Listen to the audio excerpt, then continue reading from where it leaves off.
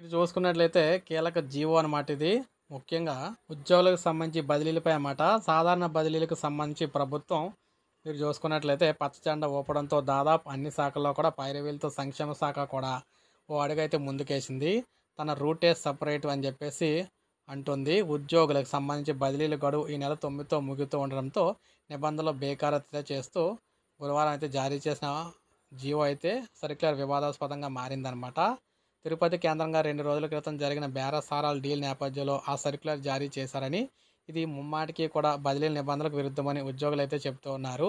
ఇటీవల department promotion committee లేకుండానే నిబంధనలకు విరుద్ధంగా జిల్లా బీసీ సంక్షేమ అధికారులు, సాధికారత అధికారులు అడ్డగోలుగా అడహాకు పదోన్నతులు అయితే కల్పించిన బీసీ సంక్షేమ శాఖ ఇప్పుడు సాధారణ బదిలీలు కూడా ఇష్టారాజ్యంగా వ్యవహరిస్తున్నట్లయితే విమర్శలు వస్తూ ఉన్నాయి. ఇక మార్గదర్శకాలు ఏం చెబుతున్నాయంటే, ఉద్యోగులు, ఉపాధ్యాయులు సాధారణ బదిలీలు 2022 ఏప్రిల్ 8న మార్గదర్శకాలతో కూడిన జీవో 23 రాష్ట్ర సంబంధించి ప్రభుత్వం జారీ చేసింది. మార్గదర్శకాల ప్రకారం ప్రభుత్వ ఉద్యోగి, ఉపాధ్యాయుడు ఒకే చోట నగరం, పట్టణం, గ్రామం పనిచేసిన కాలాలన్నీ కూడా పరిగణలోకి అయితే తీసుకొని బదిలీలు చేపట్టాలి. అదే ప్రాంతంలో స్థానిక బదిలీలు చేస్తే సంబంధిత కార్యాలయం లేదా సంస్థలో చేసిన కాలాన్ని పరిగణలోకి తీసుకోవాలి. ఈ మార్గదర్శకాలను పరిగణలోకి తీసుకొని 5 ఏళ్ళు ఒకే చోట పనిచేసిన వారికి బదిలీలు కూడా ప్రభుత్వం అయితే చర్యలు చేపట్టాలని చెప్పారు.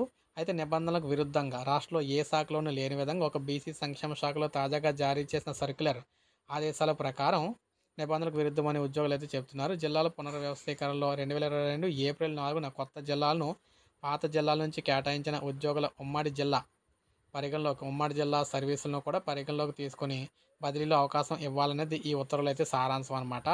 2022 ఏప్రిల్ 3వ తేదీ వరకు కూడా అక్కడే కొనసాగిన వారి సర్వీసును కూడా లెక్కగట్టి బదిలీలో వెసులుబాటు ఇవ్వడం తొందరపాటు చర్య అనే విమర్శను అయితే వెల్లువెత్తు ఉన్నాయి. 5 ఏళ్ల నిబంధన 3 ఏళ్లకే పరిమితం అయితే అయ్యింది. రాష్ట్రంలో 13 జిల్లాలను 26 జిల్లాలుగా పునర్వ్యవస్థీకరించిన నేపథ్యంలో ఆర్డర్ టు సర్వ్ కొత్త జిల్లాలను 2022 ఏప్రిల్లో ఉద్యోగులను అయితే కేటాయించారు. ఆ లెక్కన ఏదైనా ప్రాంతంలో అప్పటి నుంచి పనిచేసిన వారి సర్వీసు 3 ఏళ్ళు మాత్రమే అవుతుంది. ఉదాహరణకు కొత్తగా ఏర్పడిన ఎన్టీఆర్ జిల్లాకు ఉమ్మడి కృష్ణా జిల్లా నుంచి ఏ ఉద్యోగి అయితే కేటాయిస్తారో ఆ ఉద్యోగి సర్వీస్ ప్రస్తుతం 3 ఏళ్ళే పూర్తవుతుంది. వారికి బదిలీలో అవకాశం అయితే ఉండదు. పునర్వ్యవస్థీకరణకు ముందు పాత కృష్ణా జిల్లాలో పనిచేసిన, పునర్వ్యవస్థీకరణ తర్వాత కూడా పనిచేస్తున్న ఉద్యోగికి మాత్రం 5 ఏళ్ళ సర్వీస్ అయితే పూర్తవుతుంది.